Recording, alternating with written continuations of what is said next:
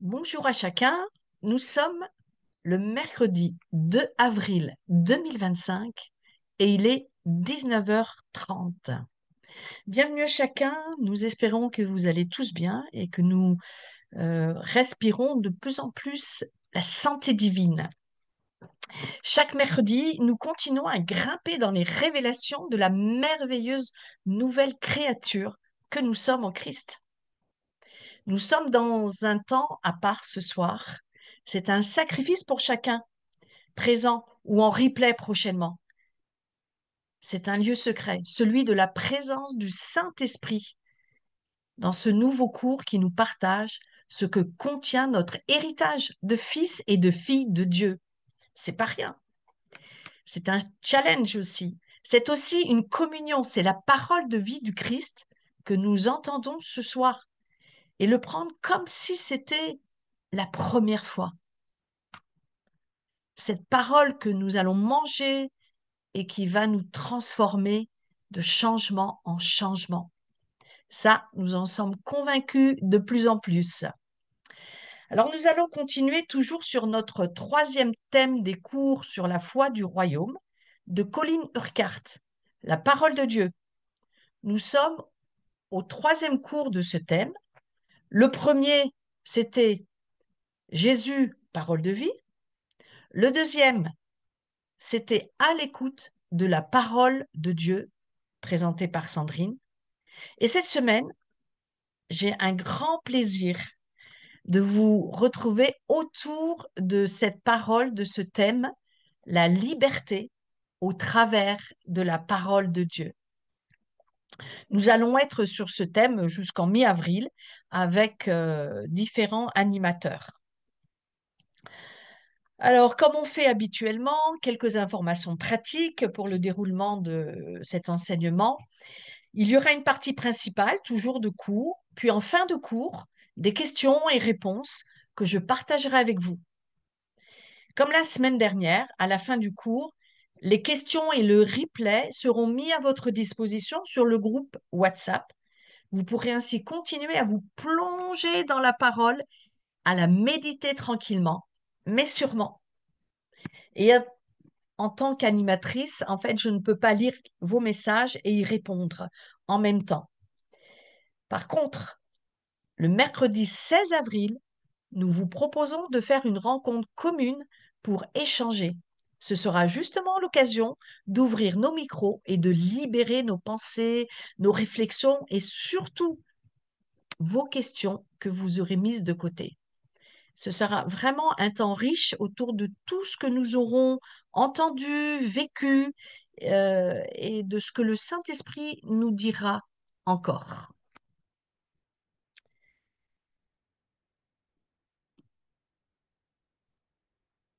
Nous allons commencer l'enseignement. La liberté au travers de la parole de Dieu. Waouh, ça me, ça me booste. La dernière fois, nous avons étudié un passage de l'Ancien Testament tiré des Proverbes et centré sur l'importance d'une écoute réelle et d'un véritable accueil de la parole de Dieu dans notre vie. C'était très important. Nous allons nous tourner vers l'Évangile selon Saint Jean afin d'y voir quelques-uns des aspects que nous pourrions retenir sur l'importance de la parole de Dieu, la parole de Jésus dans notre vie. Nous voulons tous être libres. Nous désirons tous ne pas être prisonniers de la souffrance, de la maladie, des ennuis, de la peur, du doute, de l'angoisse. Le monde a cependant bien des façons d'essayer de s'emparer de notre liberté. En tant que chrétiens, nous savons que la majeure partie des moyens utilisés par les gens dans leur tentative d'exprimer leur liberté les conduit à un esclavage accru. Ils tentent de manifester leur liberté, malheureusement, par les drogues, par la promiscuité sexuelle, par l'alcool et toutes ces choses-là s'avèrent en fait être des prisons pour ceux qui s'y engagent. Jésus, lui, nous parle de liberté. La liberté que Dieu seul peut donner, pas nous, Dieu seul. La liberté qui vient de Jésus. Il y a cette liberté qui entre dans notre vie. Le simple fait de connaître Dieu, c'est un premier pas dans la liberté. Quand nous nous approchons de la croix, comme nous l'avons fait en témoignant du pardon reçu du Seigneur, cette liberté, en fait, elle se développe en nous à mesure que le Saint-Esprit se déverse dans nos cœurs. C'est un mouvement permanent.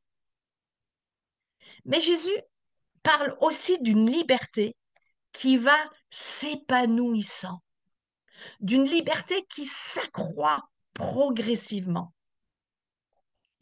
Voilà ce que dit Jean chapitre 8, versets 31 à 32.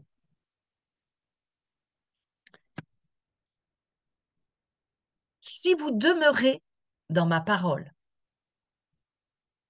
vous connaîtrez la vérité. Et la vérité fera de vous des hommes, on va rajouter des femmes, libres. Amen.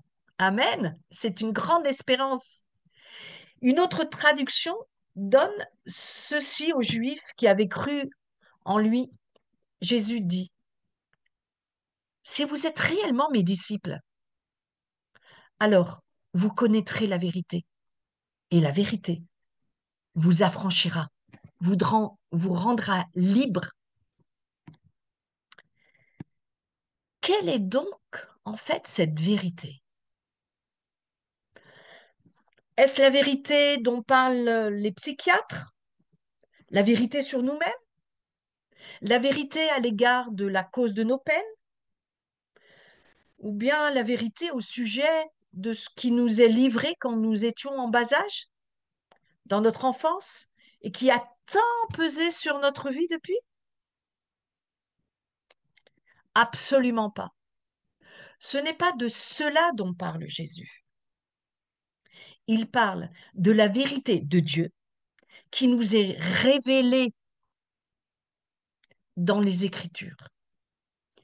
La vérité de ce que Dieu a fait pour nous en Jésus. La vérité de ce que Dieu a fait de nous. Amen. Jésus dit que si nous désirons vraiment être libres, il nous faut croire à la vérité énoncée par Dieu dans sa parole, à notre intention. En avançant dans notre enseignement, il va se produire maintes guérisons dans notre vie. Dans les semaines qui viennent, vous allez éprouver un sentiment croissant de liberté, car nous allons poser les yeux sur nombre de choses qui sont dans la Bible et qui sont des vérités au sujet de la nouvelle personne que nous sommes à présent, que nous sommes enfants de Dieu, que Dieu est notre Père et Jésus, notre Seigneur. Hmm. Mais en examinant l'importance de la parole de Dieu, nous allons faire l'importance de la parole de Dieu. Il vous faut bien saisir le fait que ces choses-là n'agiront, que ces grandes vérités-là ne nous feront réellement accéder à la liberté et à l'affranchissement comme Jésus l'entend, qu'à une condition que si nous croyons à ce que Dieu dit, que si nous acceptons l'autorité de sa parole sur nos sentiments et nos peurs, sur les circonstances et les problèmes auxquels nous sommes confrontés. Si nous croyons à sa parole, si nous croyons à l'autorité de sa parole sur toute notre vie. Il y a en fait deux manières de considérer la vérité. Ou bien nous déclarons que la vérité n'est que ce que nous ressentons et il nous faut nous conformer à nos sentiments. Ou bien nous affirmons que la vérité est la situation où nous nous trouvons placés. En fait, c'est un difficile dilemme que celui-là. Or, il arrive fréquemment que ce que Dieu nous dit au sujet d'une situation particulière semble en contradiction complète avec nos sentiments ou avec les circonstances où nous nous trouvons. Alors, lorsque cela se produit, en fait, qui a raison? Dieu serait-il menteur? Ne dit-il pas la vérité? Ou alors n'est-ce pas moi qui, peut-être, place ma foi au mauvais endroit, en croyant à mes sentiments humains, à mes peurs et mes réactions? Ai-je tort d'une façon ou d'une autre de mettre ma foi dans les situations problématiques et d'en arriver à un tel point de désespérance que je suis incapable de voir la moindre issue? Ainsi, vous le voyez, si nous en venons à contredire ce que Dieu dit, il faut bien en fait que quelqu'un ait tort. Eh bien, je ne pense pas que ce soit Dieu. Ce n'est pas Dieu qui a tort. Je vous laisse deviner qui cela peut être. Nos sentiments sont souvent victimes de la peur. L'autre jour, c'est Colline Urquhart qui parle de cela. Quelqu'un m'a donné une jolie petite formule à ce sujet. La peur, c'est une fausse perspective qui semble réelle. Cela est profondément vrai. Combien de fois nos réactions à des difficultés, ces peurs dont nous découvrons parfois l'existence dans une situation particulière, ne sont pas la vérité quant à notre situation, mais des impressions fausses. C'est Jésus qui a la vérité, ce qu'il explique, ce qu'il décrit, ce qu'il dit est la vérité. Je vais redire cette phrase importante. C'est Jésus qui a la vérité, ce qu'il explique, ce qu'il décrit, ce qu'il dit est la vérité. Amen. Jésus déclare à ces Juifs qui déjà lui manifestent leur foi, si vous demeurez dans ma parole, si vous continuez à croire ce que je dis, vous serez mes disciples et vous connaîtrez la vérité. Et la vérité vous affranchira. La vérité vous rendra libre. Amen. Si c'est le Fils de Dieu qui vous affranchit, alors oui, vous serez libre. Là est la seule libération, la seule liberté qui nous est donnée par les Écritures. Il nous faut certes connaître la liberté de découvrir Dieu et la puissance de son Saint-Esprit, mais cela n'est pas suffisant. Se contenter de faire l'expérience de Dieu est insuffisant. C'est bien, c'est un pas important, mais c'est insuffisant. Il est nécessaire de vivre dans la puissance de Dieu, de vivre en relation étroite avec Dieu, de vivre dans la liberté que Dieu désire donner, parce que nous croyons à sa parole et que nous vivons dans la puissance de sa parole, la vérité de sa parole et la puissance de sa parole. Il y a tant de chrétiens qui fondent leur vie non sur la parole de Dieu, mais justement sur des sentiments et sur ce qu'ils vivent. Bien sûr, c'est important de vivre Dieu, de vivre sa parole. C'est quelque chose qui existe et qui agit. Il n'en reste pas moins que l'expérience du vécu n'est pas suffisante en soi. Il faut en plus que nous nous laissions saisir par l'Esprit Saint, afin qu'il nous fasse pénétrer dans la parole de Dieu, qu'il nous dise cette parole pour que nous soyons à même de croire ce que Dieu dit dans une situation bien particulière. Je peux vous aider dans les chapitres à venir à mesurer que nous nous enfonçons ensemble dans les Écritures, que nous plongeons ensemble dans les Écritures et que nous voyons la vérité telle que Dieu la révèle par son Fils. La parabole du semeur vous est familière. Nous la trouvons dans Matthieu chapitre 13, versets 4 à 9 et 18-23. Nous n'ignorons pas que c'est une parabole sur la parole de Dieu. Elle concerne cette parole vivante, puissante, qui tombe sur différentes espèces de sol.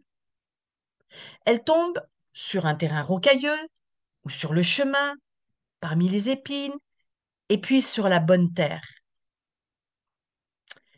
Jésus dit que il y a, si vous voulez, dans ce qu'il va nous expliquer, 4 progressions.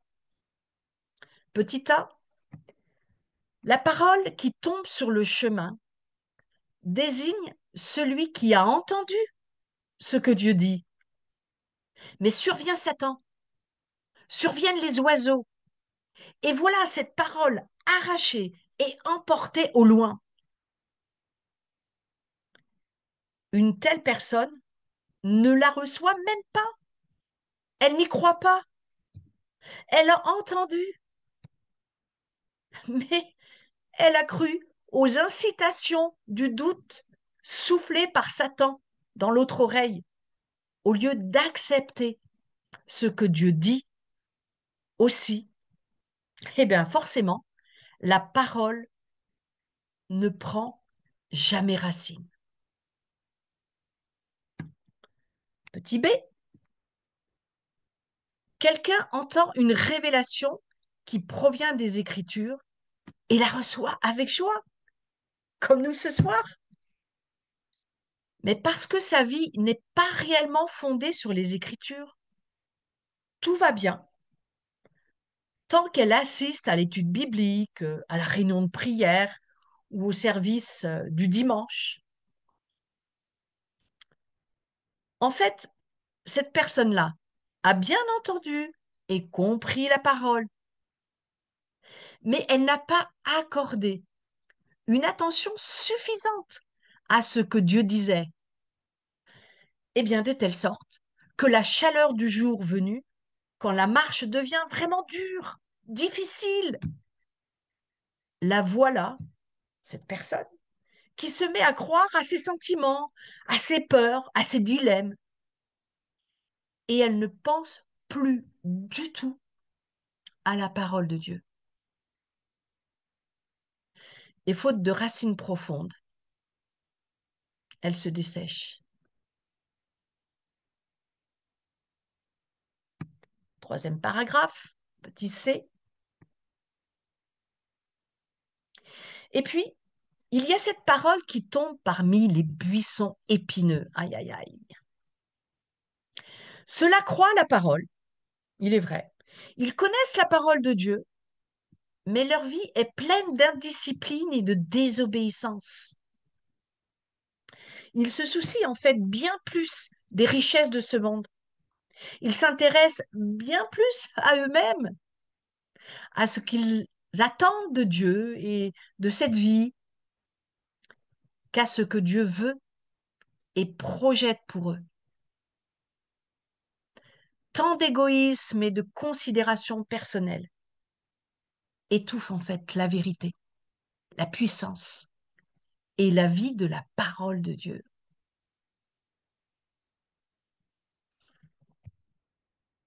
Dernier paragraphe, le D, de cette parabole du semeur. On trouve ensuite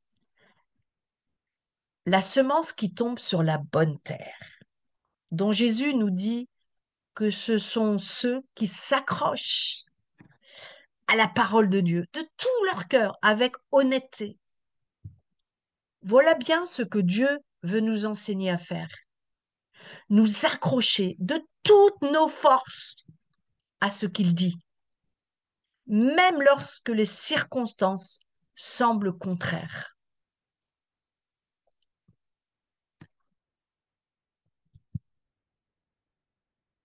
Permettez-moi un exemple. Nous entendons très fréquemment les gens dire qu'ils ne peuvent pas. Il y a bien des situations où nos réactions humaines sont résumées en fait dans je ne peux pas, ça me dépasse. C'est vraiment impossible. Paul, lui, nous dit dans les Écritures quelque chose de complètement différent dans Philippiens chapitre 1, verset 4. Il nous dit tout le contraire. Je peux tout par celui qui me fortifie. Et Jésus lui-même nous dit, celui qui croit en moi, rien ne lui est impossible, dans Matthieu 17. Certes, nous exprimons quelque chose de vrai lorsque nous disons que nous ne pouvons pas, quand nous n'avons ni foi ni confiance en Jésus. Les Écritures nous révèlent que si nous plaçons notre foi et notre confiance en lui, il nous est alors possible de faire tout ce que Dieu place devant nous. C'est merveilleux. La faiblesse de notre nature humaine peut bien nous souffler que la tâche soit impossible et que nous n'y arriverons pas. Mais la voix du Saint-Esprit en nous nous dit ceci encore plus fort. Écoute ce que dit ma parole, écoute ce que Dieu dit. C'est tiré dans Josué 3, verset 9. Un autre passage, Philippiens 4, 13. Tu peux tout par celui qui te fortifie. Amen. Si tu comptes sur lui, sur le Saint-Esprit, sur Jésus, rien ne te sera impossible. Entends ce que Jésus dit. Celui qui croit en moi. Notez, il peut s'agir de n'importe qui, pas seulement d'une personne renommée pour sa foi. Celui qui croit en moi fera les mêmes choses que moi, et il en fera même de plus grandes. Retrouvez ce passage dans Jean 14, verset 12. Rien ne lui sera impossible. Matthieu 17, 20. Les différents disciples avaient entendu cette espérance. Si tu crois en Jésus, alors les choses deviendront possibles. Voilà ce que dit Jésus à nous, aujourd'hui, ses disciples du 21e siècle. C'est stupéfiant, n'est-ce pas? Cela paraît à peine croyable. Tout devient possible par lui. Ce sont des paroles de vérité que Jésus nous redit aujourd'hui, qui sommes sa maison, son ecclésia. Très souvent, nous cherchons à ramener la parole de Dieu au niveau de notre vécu. Comme nous ne nous sentons pas capables de faire quoi que ce soit, nous estimons que cela est faux.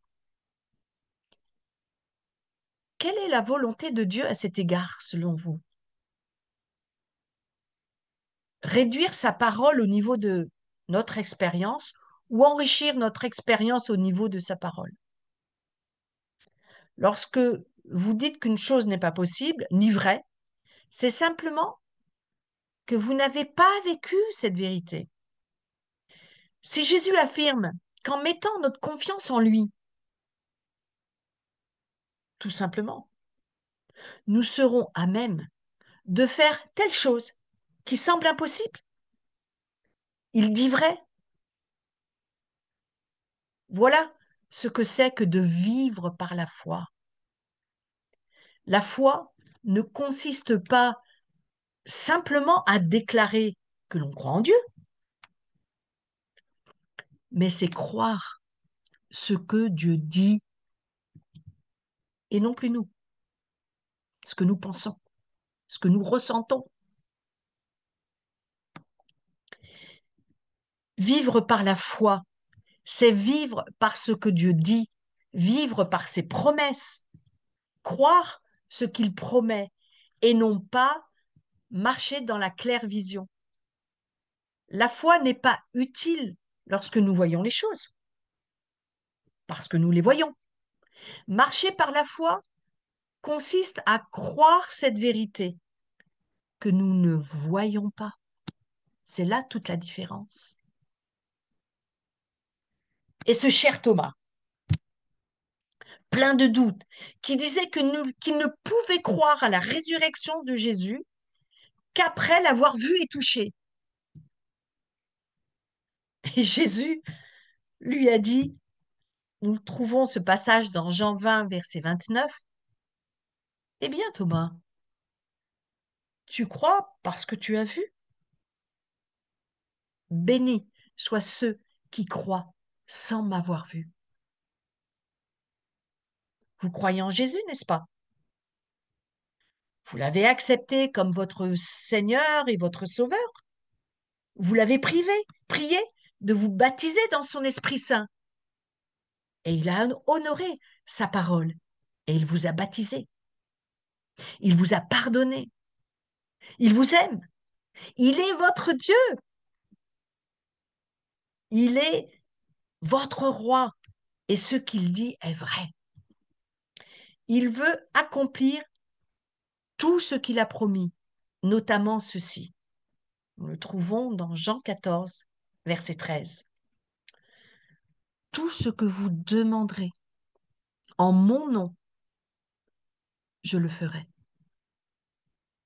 Tout ce que vous demanderez en mon nom, je le ferai. Il n'est pas un Seigneur distant qui se tient à l'écart. Il est le Seigneur qui, par son Esprit Saint, nous adresse sa parole et nous dit de la croire, de la vivre.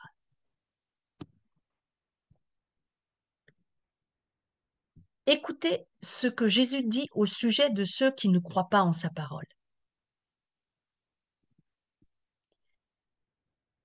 C'est en Jean 12, versets 47 à 50. Si quelqu'un entend mes paroles et ne les garde pas, ce n'est pas moi qui le juge, car je ne suis pas venu juger le monde. Je suis venu sauver le monde. Qui me rejette et ne croit pas à mes paroles à son juge, la parole que j'ai dit le jugera. au dernier jour. Je n'ai pas parlé de moi-même, mais le Père qui m'a envoyé m'a prescrit à dire et à déclarer, et je sais que son commandement est la vie éternelle. Ce que je le dis comme le Père me l'a dit.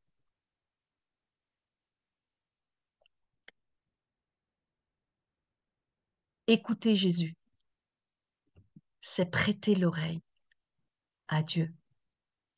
Ces paroles sont paroles de vie éternelle. Cette vie qu'il désire partager avec nous dès à présent, dès que nous entendons, nous recevons et nous croyons ce qu'il dit. Amen. L'enseignement est terminé.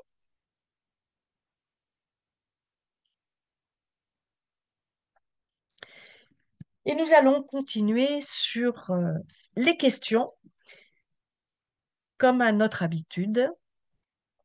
Donc, toujours concernant ce thème, la liberté au travers de la parole de Dieu. J'ai pris la version seconde. Il y a 8 questions avec différents versets. Je vous les redirai. Voilà. Le premier paragraphe. Alors, nous vous invitons à lire Jean chapitre 8, versets 31, 32 et 36. Nous l'avons un petit peu lu tout à l'heure, mais il le reprend. Et 2 Timothée 1, verset 7. Les questions qui nous proposent pour approfondir ce que nous avons entendu, compris, ou peut-être pas, mais c'est l'occasion d'aller plus en profondeur. Quelle est la vérité qui nous affranchira? Comment est-il possible de vivre constamment dans cette liberté? Rappelez-vous que la peur est une attente fausse apparaissant comme vraie. Prenons donc les versets de Jean 8, 31, 32 et 36. Alors, Jésus dit aux Judéens qui lui avaient fait confiance, « Si vous obéissez à mes paroles, vous serez vraiment mes disciples. Vous connaîtrez la vérité, et la vérité vous rendra libre, vous affranchira. Si donc le Fils, lui, vous libère, vous serez vraiment libre. » Le deuxième verset de 2 Timothée, chapitre 1, verset 7. « Car Dieu ne nous a pas donné un esprit de timidité, mais un esprit de puissance, d'amour et de sagesse. » Amen.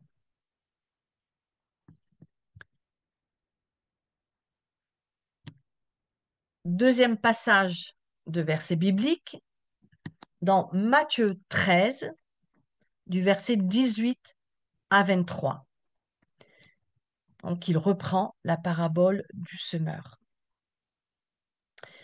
Remarquez les différentes façons dont la parole peut être reçue.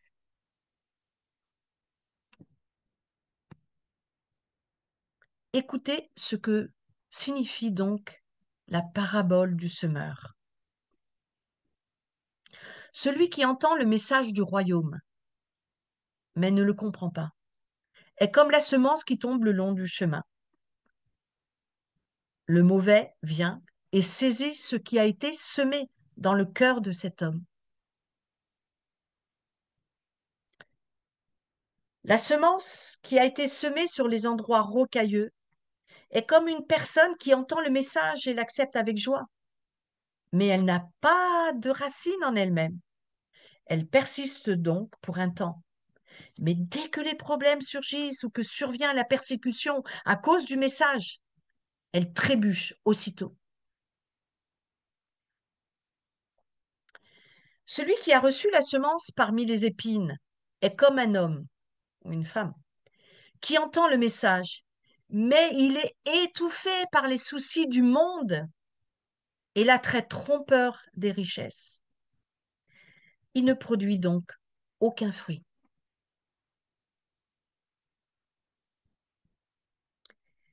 Mais ce qui a été semé dans une terre riche est celui qui entend le message et le comprend. Celui-là portera sûrement du fruit, 100, 60 ou 30 fois ce qui a été semé.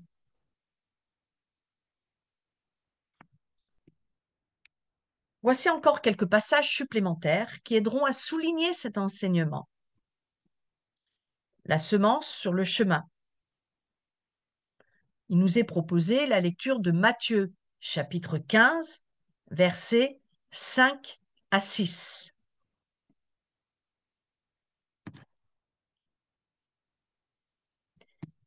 Mais vous dites, celui qui dira à son père ou à sa mère, ce dont j'aurais pu t'assister est une offrande à Dieu, n'est pas tenu d'honorer son père ou sa mère.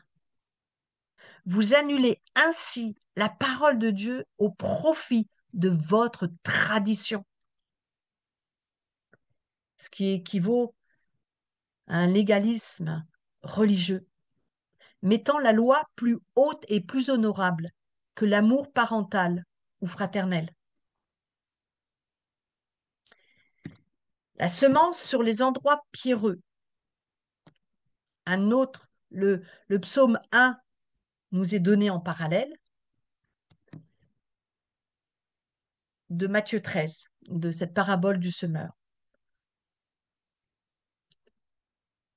Heureux l'homme qui ne marche pas selon le conseil des méchants, qui ne s'arrête pas sur la voie des pécheurs et qui ne s'assied pas en compagnie des moqueurs, mais qui trouve son plaisir dans la loi de l'Éternel et qui la médite jour et nuit.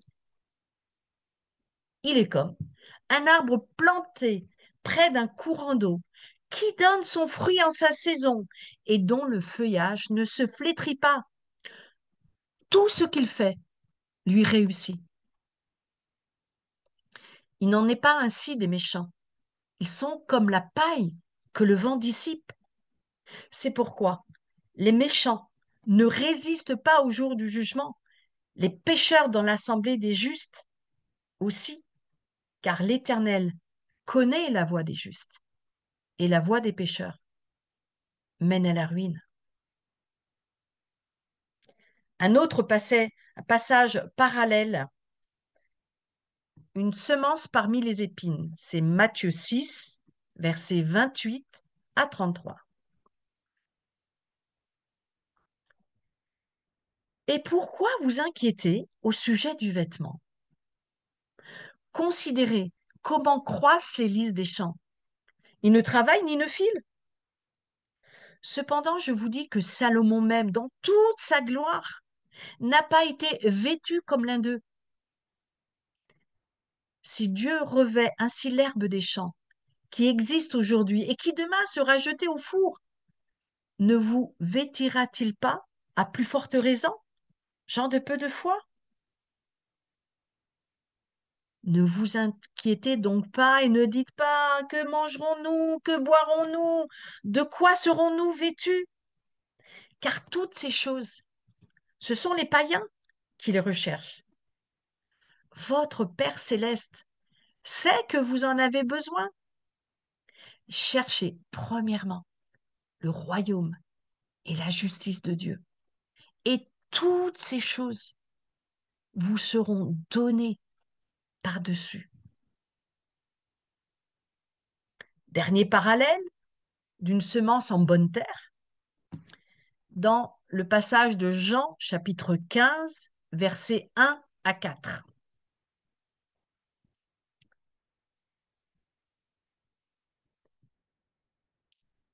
Je suis le vrai cep, et mon Père est le vigneron. Tout sarment qui est en moi et qui ne porte pas de fruits, il le retranche. Et tout sarment qui porte du fruit, il l'émonde, afin qu'il porte encore plus de fruits. Déjà, vous êtes purs à cause de la parole que je vous ai annoncée. Demeurez en moi, et je demeurerai en vous. Comme le sarment ne peut de lui-même porter du fruit, s'il ne demeure attaché au cep, ainsi vous ne le pouvez non plus, si vous ne demeurez en moi. Amen. Troisième bloc, et une question. Donc, c'est euh, deux versets, donc dans 2 Timothée 2, verset 15, et Colossiens 3, versets 16 et 17. Il y a une question avec la parabole du semeur est une parabole sur la parole. Comment ces versets nous enseignent-ils à nous approprier la parole de Dieu?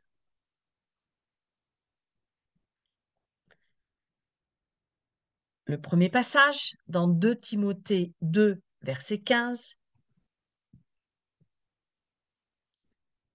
« Efforce-toi de te présenter devant Dieu comme un homme éprouvé, un ouvrier qui n'a pas à rougir, qui dispense droitement la parole de vérité. »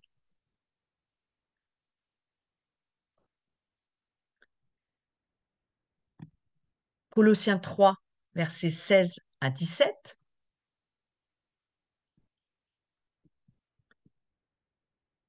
Que la parole de Christ habite parmi vous abondamment. Instruisez-vous et exhortez-vous les uns les autres en toute sagesse, par des psaumes, par des hymnes et par des cantiques spirituels, chantant à Dieu dans vos cœurs sous l'inspiration de la grâce. Et quoi que vous fassiez, en parole ou en œuvre, en acte, faites tout au nom du Seigneur Jésus, en rendant par lui des actions de grâce à Dieu le Père.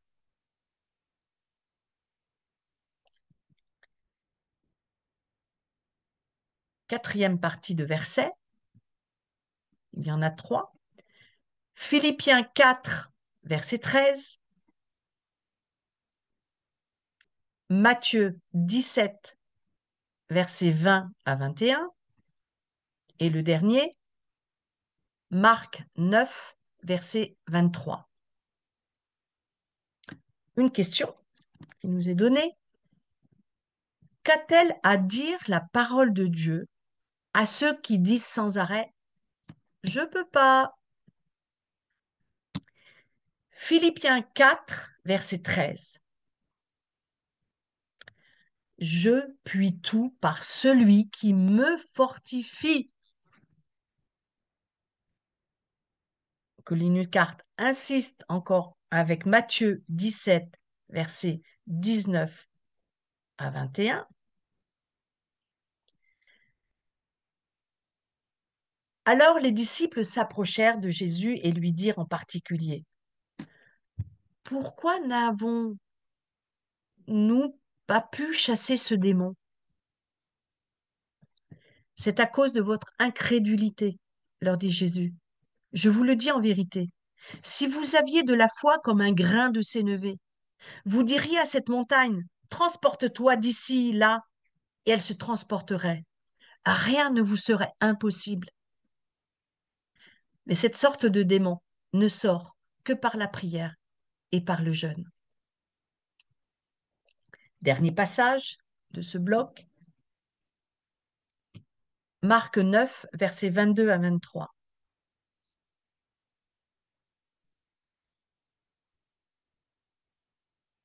C'était un enfant qui était possédé d'un esprit muet.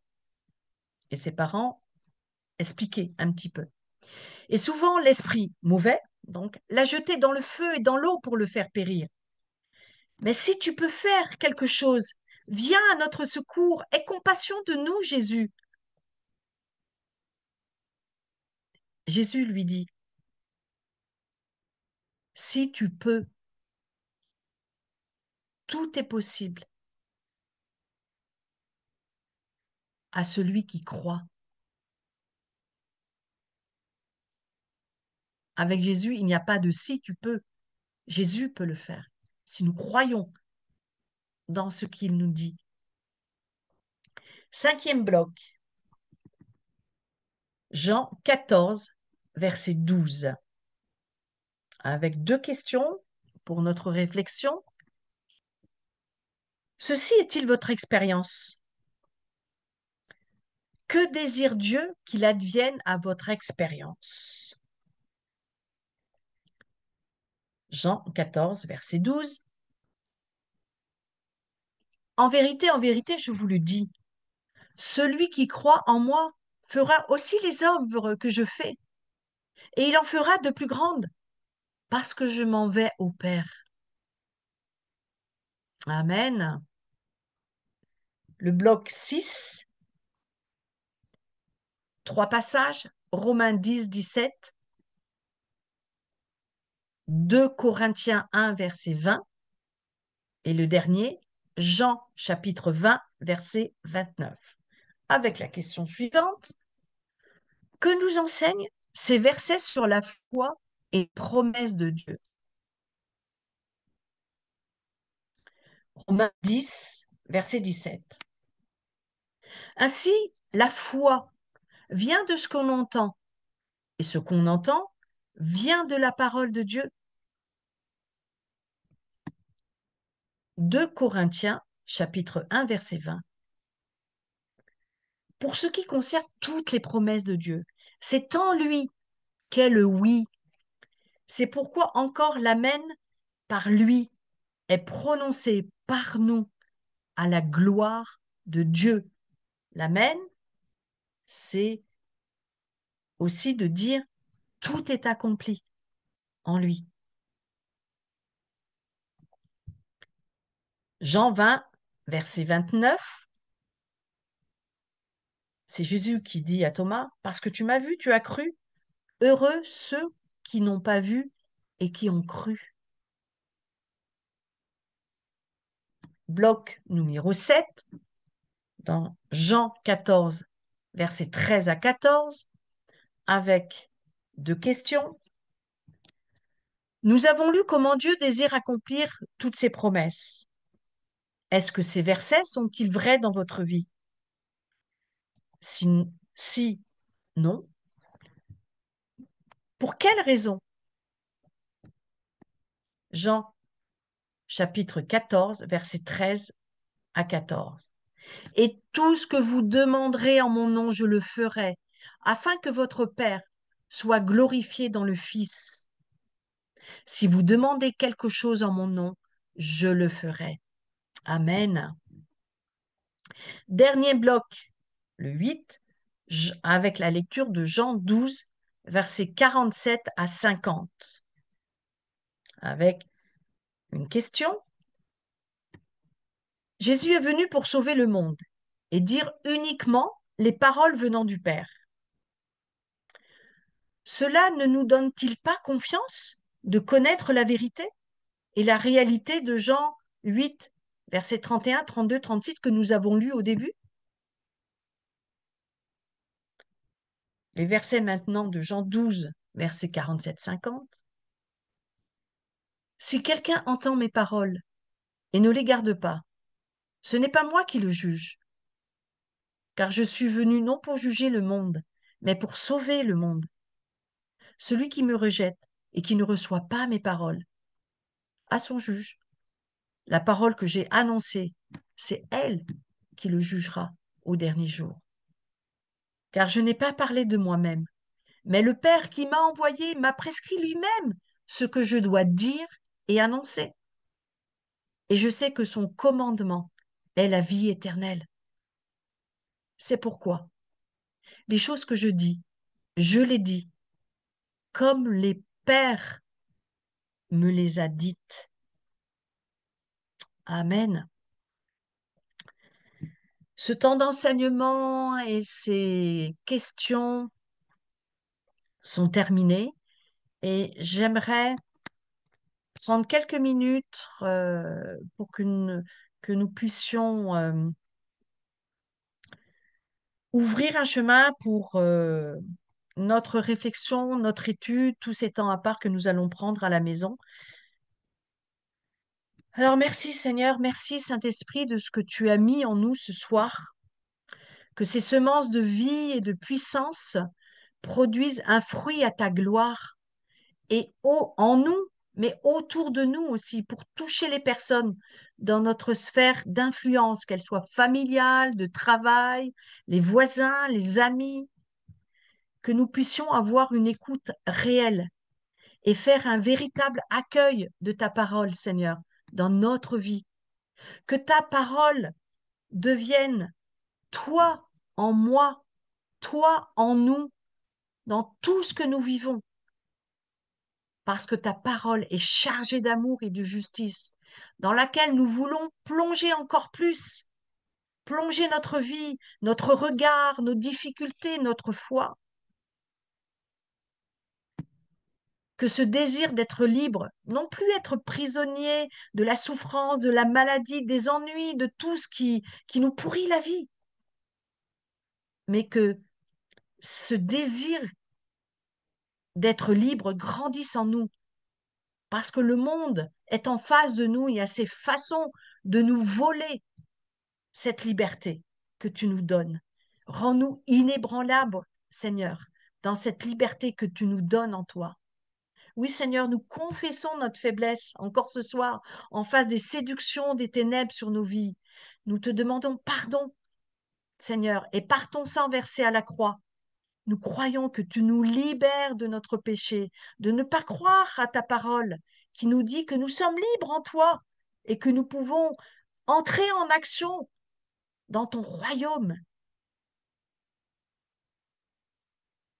Pardon parce que nous avons du mal à croire que nous sommes victorieux sur notre péché. Sors-nous de toute forme d'esclavage. Nous rejetons la fausse liberté que le monde nous propose, pas toute forme de manifestations charnelles qui ne peuvent pas nous sauver ni nous changer. Il n'y a que toi seul, Seigneur, par le Saint-Esprit, et nous accueillons cette bonne nouvelle, cette bonne semence. C'est ton message ce soir, Saint-Esprit, en nous, et nous la recevons comme une révélation profonde qui va bouleverser encore notre vie. D'une manière nouvelle, nous accueillons cette liberté que tu es, Seigneur.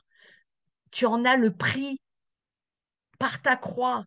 Tu en as payé le prix par ta croix, par ta vie donnée, pour cet échange justement parfait. Nous prions pour une liberté de plus en plus expérimentée dans notre vie. Et c'est afin de mieux te connaître, mieux t'écouter, mieux marcher avec toi. Ta croix est ce qui nous rapproche le plus de toi. Nous voulons croire que cette liberté se développe en nous à mesure que toi, Saint-Esprit, tu te déverses dans chacun de nos cœurs. Nous déclarons ce Jean 8, ces versets 31 et 32 que nous allons lire tout à l'heure. Nous déclarons avec force, conviction et foi ce soir. Nous voulons demeurer dans ta parole afin de connaître la vérité que tu es, Jésus. Et nous croyons que cette vérité fera de nous des femmes et des hommes réellement libres et de plus en plus libres et rayonnants de ta gloire. Apprends-nous, Seigneur, à connaître la vérité de ce que tu as fait pour nous. En Jésus, la vérité de ce que Dieu a fait de nous, de moi. Oui, nous étions ténèbres et nous sommes devenus lumière en toi, Seigneur. Et nous sommes devenus une nouvelle création spirituelle en Christ. Et c'est pour cela que nous pouvons espérer cette liberté. Elle est en nous, qu'elle puisse se développer. Merci, Seigneur. Merci, Seigneur, pour cette vraie liberté. Merci Seigneur pour nous sommes appelés à passer du temps à ton écoute par les Écritures, par les enseignements, par les témoignages. Et c'est dans le lieu secret de ta parole que tu nous donnes tes directives. Nous voulons croire que tu vas nous équiper dans ce que tu nous demanderas. Merci Seigneur pour ce temps béni, riche, qui va nous propulser vers la révélation de qui tu es en nous et autour de nous. Amen. Merci pour ce temps passé ensemble. Continuons à nous réjouir sur ces paroles, ces révélations et passer une bonne fin de semaine à chacun. Et on se retrouve mercredi prochain avec un autre animateur. Bonne soirée à chacun. À bientôt.